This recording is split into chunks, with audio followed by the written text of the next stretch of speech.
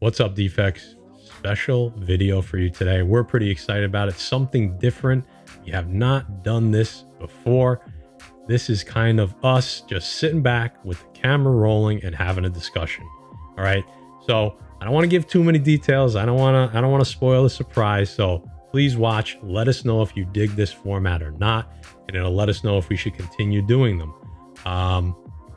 So before we get into it, we're going to talk about our sponsors real quick. We got Erod212, Express Comic Book Pressing. He's going to hook those books up, clean and press them. And if you use code Defects10, it's going to get you 10% off. And of course, Mutant Beaver Comics, Canada's #1 online comic shop. They have exclusives, they have pull list. Defects10, 10% off. So I don't want to take up too much of your time. I want to get right into this video. So please, like I said, feedback in the comments. Let us know if you like this. Tell us what we could tweak. We had a lot of fun doing it. Let's roll that footage. You guys see the results of that poll question on the community page? A lot of answers. A lot of feedback. Were you guys shocked by that or at all? Or bring it up, see where it's at. Hold up. Nah, I kind of figured it was going to go a little 50-50, you know? I was expecting a little less yeses. You know? I don't know if people are scared to answer the question too, to be honest with you. I mean, I'll be honest with you. When I first started collecting, I felt like there was questions that I didn't want to ask because I don't want to look stupid. I agree. There was one question. I didn't know what an A-OK was either until about 2 weeks ago. Well, somebody asked that. Yeah.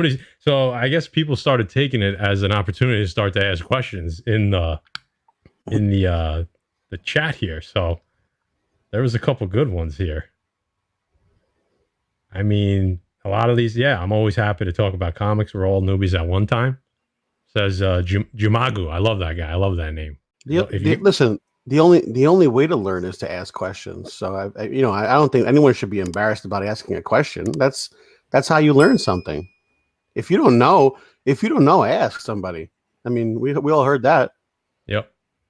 I've done panic bidding on a book that was the wrong book. Yep. Like I ran in and I bid on a book and I thought it was a different book because I was in such a panic that I was going to miss the last couple seconds of an eBay auction. I did that. I won a book. Hold on. I won a book. Go ahead. And then I messaged the guy and I go, I don't think that's the book I was bidding on. And he was like, what do you mean? And I'm like, my bad, bro. I was like, that's not the book. You know, I thought this was another book. And he's like, well, he goes, that book goes for thousands of dollars. Why would you think that this is the book? I was like, because I'm new at this. Yeah. No. I mean, he was nice enough to, he said, you know what? He goes, I'll just throw it back up. Don't worry about it. So, I mean, God bless. What was that? eBay? It was on eBay. Yeah. You had another, you had another good eBay story. That was still my favorite one. I know it's your favorite. It's my least favorite, but I mean, it just shows that shit happens to anybody. So that was, you can tell it. Go ahead. Cause I called you up and I was like, I wanted to talk to you about it. So when guy first got on eBay, he went a little crazy, Jay. He started buying, like we all do, right? We get on eBay and all of a sudden like, holy shit, you could just order comics. I didn't have eBay until last year, bro. Let's just talk about that first of all. Guy gets on eBay and he's like, what do you think of this, auction? He's like, I'm in the lead. I'm only into it for like $13. It seems like it's a steal. And I'm like, yeah, you're the top bidder. He goes, yeah, what do you think's going on? I'm like, did you check how much the shipping was? Oh no. He goes, no. What do you mean? Dude, it was like 100 books. It was $100 shipping. It was $100 shipping. It was like 150 books, something like that. I don't know what it was, but it was $99 shipping. I was like, oh my God. You know what? It's so funny you said that because some people put up books where you think you're getting a steal, but then you look at that shipping and you're like, oh, there it is right there. I had no idea. Yeah, that's I never looked at it. And then Maddie was like, dude, did you look at the shipping? And I'm like, no, why? Well, dude, when I first started collecting, I went through my stages at eBay. Like the first thing I started collecting was nostalgic shit that I had as a kid that was beat up along the way. So you start grabbing those old books you had. And then I'm sure you guys have been here where you go to first appearances and just click on that ending soon and see what type of deal you could get on a fucking character you probably don't even like. Yeah, I've been there before. That's what Jason W is talking about here, right? He started, like I said, they took some of the subscribers took the opportunity to throw questions in there, and essentially he wants a breakdown of collecting, essentially, and like what we do. So I think that could be a bunch of videos. But Jay, I think you perfectly started a conversation on kind of how to buy online, how to buy comics online. Like what are some of the stuff that you look for when you like you just said, like we probably do all the same thing, right? Yeah. What do you do when you search eBay? What's the first thing you look for? Oh, if I'm laying in bed, I'll hit first appearances. Like I said, I'll go to ending soonest so you could see what's ending, so you could potentially grab a steal on a book, and that segues into making the hobby pay for itself, because it might not be a book that you want, but it's a book that you're getting a deal on that you could flip for money to get another book. So you could do things like that. eBay is a whole different beast. You guys know. Don't be afraid to ask for pictures, guys. You want to see the front of the book. You want to see. Don't get fixated on looking at corners and spines and stuff, because I've been fixated on looking at every corner and the spine and ticks, and then I miss a tear right dead smack in the center of the book because I'm not even looking at it. So if a seller has something up and he don't have enough pictures up, guys, always ask for more pictures, because you don't know what you're getting. Purposely pictures are blurry. Don't be afraid to ask questions, especially to some guy on the other end of a computer that, hey, if he don't answer you, find the book somewhere else. That's funny. I sit there and like after a long night of watching everybody's shows on YouTube and jumping in the chats and chatting with everybody, like I'll sit there and I'll go to bed. I mean, it could be like 1, 2 in the morning, and like I'm looking at my phone before I go to bed. Oh yeah. So like I jump on there. That's like for me. That's like the perfect time, because not everybody is up. Someone will put a bid in at like 12 o'clock and go to sleep. It happens. Sometimes you might get lucky. I've gotten lucky, and I see things and I jump on there and I go, you know what? Let me see if I can grab it. And I jump right on, and I'm like, boom, 1, 2 in the morning, ending soonest, always ending soonest to see I just throw it up there. I throw comics, search comics, boom. Because I never even know what I'm looking for. I don't even go specific sometimes. Yeah, 100%. I mean, I again, like I said, we probably all do the same thing. So I'll do basically a combination of what you guys are doing. So essentially, I'll go, depending on what time it is, because like I said, sometimes you get those late night auctions ending. Not a lot of people are bidding, but also you want to go. So if you're going ending soonest, you want to go by, usually I filter it by auction, right? Because that's the ones you really want to be looking for. Yeah, when I go absolutely newly listed, when I filter by newly listed, I go to buy now, because who cares what newly listed auction is up, because it's not going to end. And then I'll filter on a couple different things, either Marvel, CGC, if I'm looking for a specific title or character, first appearance. And that's how I got a first Deadpool, New Mutants 98, 9.6. It just listed, and at the time the book was going probably for like $400, and the guy had it listed for $240. And I just kind of clicked refresh, and it was right there, and I was just like, buy now. I just hit it. Like I didn't look. Like sometimes you get burned like that, but sometimes you got to take a little leap of faith right there, and it actually worked out to my benefit, because now that 9.6 is, I mean, how much is that going for? So wasn't even a book I was looking for. It just happened to be, searching newly listed in comics, and it literally just came right up. It was the first listing. I just hit buy it now. I see those all the time. Sometimes I'll go back through like eBay sold, and I'll see them like, I can't believe this guy bought that at that price, Yeah. It's so funny you said that, Matt, because if you're new to selling on eBay, you want your auction and your stuff ending at a prime time, guys. You want it ending on like a Sunday night at like 7, 8 o'clock when everybody's home, East Coast or West Coast, because that's another big thing, man. If you have an auction ending at 4 in the morning, guys, we've all been in that auction on eBay where the last 10 seconds, the book could shoot up anywhere from $10 to hundreds of dollars. Yeah. So that's what you want, guys. If you're selling, you want that book to jump up, and you want as many eyes and as many bidders there as possible. So, Guy, another thing that Jay was talking about was ask for pictures on eBay, right? I think the best thing you could do is, even on stuff that doesn't have a best offer, don't be afraid to reach out to that seller and just be polite and just be like, hey, would you take this for that book? Sign it with your name. I always put my name in there, Matt. It gives you a face, gives you a name. Like, they feel more inclined to. I just be like, hey, would you take this much for this book? I appreciate you taking the time to consider it. Thanks, Matt. You'd be shocked how many times I get a book on Buy It Now for like, a good 20% less than what they have it up there for. Sometimes they just say no. Sometimes they're assholes. It is what it is. But I always try to be nice.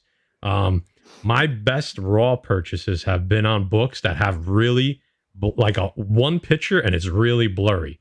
And then I ask for more pictures and it turns out that book is actually super crisp and I just buy it right there. And nobody else bothered asking for pictures. So the listing has just been sitting up there with one blurry picture. So don't be afraid to reach out to the sellers. That is how you find gems for sure.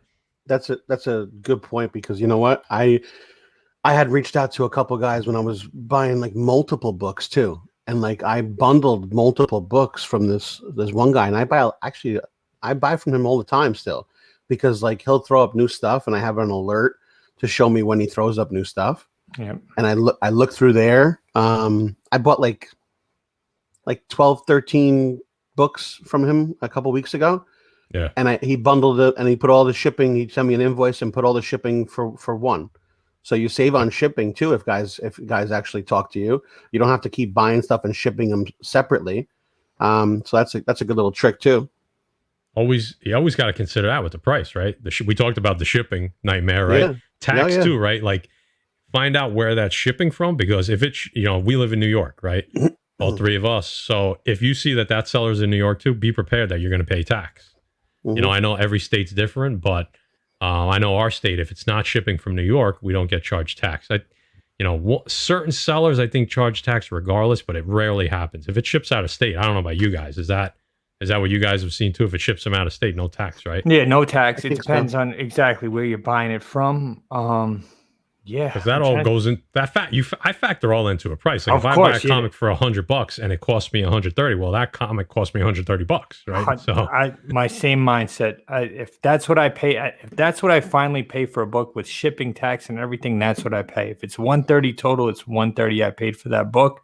And when it comes time to sell it, I'm going to get more than $130 back for it, hopefully, because we all know sometimes it doesn't happen. Yeah, but just to touch on some of the stuff he's saying, like spine sticks and like pressable defects and stuff and stuff like that. That's stuff you want to look for, guys. If nowadays, if you buy an expensive book, if you buy a book that you like, you have to get that book pressed and cleaned and all fixed up before you send it out to grading.